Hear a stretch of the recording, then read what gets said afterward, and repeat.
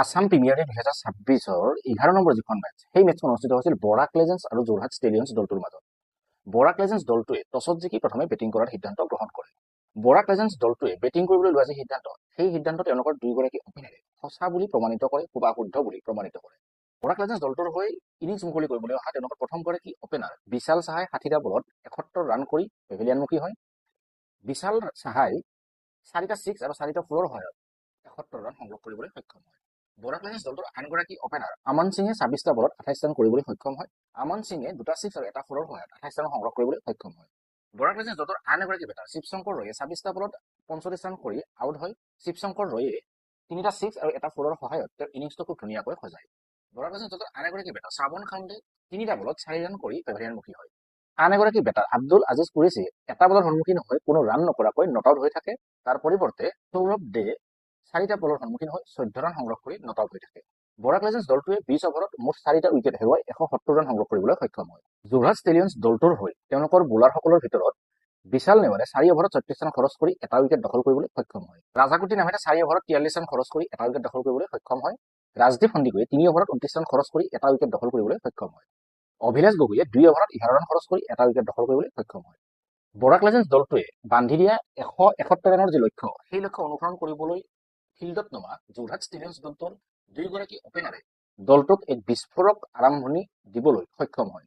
যোৰহাট ষ্টেডিয়ামছ দলটোৰ অপেনাৰ এৰিক ৰয়ে 26টা বলত 41 ৰান সংগ্ৰহ কৰি এক বিস্ফোৰক ইনিংছ খেলি আউট হয়। এৰিক ৰয়ে 2টা 6 আৰু 5টা 4ৰ সহায়ত তেওঁৰ ইনিংছটোত 41 ৰান সংগ্ৰহ কৰিবলৈ সক্ষম হয়।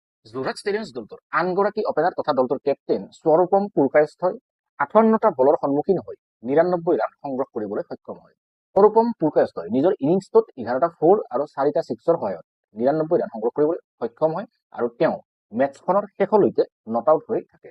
যোৰহাট ষ্টেডিয়ামছ দলটোৰ আন এগৰাকী বেটাৰ ৰাজবীৰ সিঙে 23টা বলত 20 ৰান সংগ্ৰহ কৰি আউট হয়। অভিলেষ গগৈয়ে 4টা বলত 9 ৰান সংগ্ৰহ কৰি নট আউট হৈ থাকে।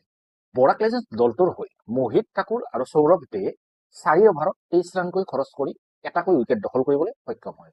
যোৰহাট ষ্টেডিয়ামছ দলটোৱে 18.2 অভাৰতে বৰাক লেজেণ্ডছে বান্ধি দিয়া 171 ৰানৰ লক্ষ্যত উপনীত হ'বলৈ সক্ষম হয়। যোৰহাট ষ্টেডিয়ামছ দলটোৱে কেৱল মাত্ৰ 2টা উইকেট হেৰুৱাই তেওঁলোকৰ বিজয় লক্ষ্যত উপনীত হয়। যোৰহাট ষ্টেডিয়ামছ দলটোৰ হৈ 99 ৰানৰ যি ইনিংছ তেওঁলোকৰ কেপ্টেইন স্বৰূপম পুৰকায়স্থই খেলিলে, স্বৰূপম পুৰকায়স্থই যদি আৰু 1 ৰান কৰি তেওঁ শতক অৰ্জন কৰিব পাৰিলেহেঁতেন, তেনেহ'লে স্বৰূপম পুৰকায়স্থ আসাম প্ৰিমিয়াৰ লীগ 2026-ত শতক অৰ্জন কৰা প্ৰথমগৰাকী বেটাৰ হিচাপে পৰিগণিত হ'লহেঁতেন। আসাম প্ৰিমিয়াৰ লীগ 2026-ৰ এই 11 নম্বৰ মেচখনৰ আগত যি 10খন মেচ অনুষ্ঠিত হৈ গ'ল, সেই 10খন মেচৰ বা এই 11খন মেচৰ ভিতৰত 11 নম্বৰ মেচখন আছিল আটাইতকৈ ৰোমাঞ্চকৰ মেচ। দৰ্শকসকলে চাই পেলাই ভাল পোৱা এখন মেচ। এই মেচখনত তুলনামূলকভাৱে বেটাৰসকলৰ যি প্ৰদৰ্শন, সেই প্ৰদৰ্শন কিন্তু যথেষ্ট ভাল বুলি ক'ব লাগিব। কাৰণ বৰাক লেজেণ্ডছে হওক বা যোৰহাট ষ্টেডিয়ামছ দলটোৱে হওক, দুয়োটা দলৰে বেটাৰসকলৰ প্ৰদৰ্শন কিন্তু এই মেচখনত তুলনামূলকভাৱে যথেষ্ট ভাল হৈছে। আমি আশা ৰাখিম বেটাৰসকলেও টুৰ্ণামেণ্টখনত কিছু ভাল প্ৰদৰ্শন কৰিবলৈ সক্ষম হওক। যিদৰে বোলাৰসকলে তেওঁলোকৰ যি প্ৰদৰ্শন, সেই প্ৰদৰ্শন ধাৰাবাহিকভাৱে ভাল প্ৰদৰ্শন আগবঢ়াই যাবলৈ সক্ষম হৈছে, ঠিক একেদৰে বেটাৰসকলেও তেওঁলোকৰ ভাল প্ৰদৰ্শনৰ ধাৰাবাহিকতা অক্ষুণ্ণ যদি ৰাখিব পাৰে, তেনেহ'লে খেলসমূহত এটা যি কম্পিটিশ্যন, সেই কম্পিটিশ্যন আমি দেখিবলৈ পাম। দৰ্শকসকলে মেচসমূহ চাই নিশ্চিতভাৱে ভাল পাব। ক্ৰিকেটত যদি কেৱল বেটাৰ নাইবা কেৱল বোলাৰসকলৰ একপক্ষীয় দপদপনি হয়, তেতিয়াহ'লে দৰ্শকসকলে কিন্তু খেলসমূহ চাই বৰ বেছি ভাল নাপায়। কাৰণ একপক্ষীয় দপদপনিত খেলসমূহৰ যি ৰিজাল্ট, সেই ৰিজাল্টৰ অনুমান আগতীয়াকৈ কৰিব পাৰে। যদি বেটাৰসকলৰ প্ৰদৰ্শনো ভাল হয় আৰু বোলাৰসকলৰ প্ৰদৰ্শনো যদি ভাল হয়, তেনেহ'লে সেই কম্পিটিশ্যনত শেষ বলটোলৈকে কি হ'ব বা কোন জিকিব বা কোন হাৰিব, সেই কথাটো ক'ব পৰা নাযায়।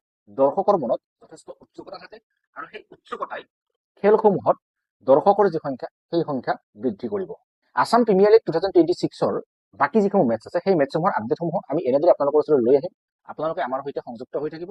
যদি আপোনালোকে চেনেলটোলৈ নতুনকৈ আহিছে, তেনেহ'লে চেনেলটো ছাবস্ক্ৰাইব কৰি দিবলৈ নাপাহৰিব। আগন্তুক মেচসমূহৰ আপডেটৰ সৈতে আপোনালোকক অতি সোনকালে লগ পোৱাৰ প্ৰতিশ্ৰুতিৰে আজিলৈ ধন্যবাদ।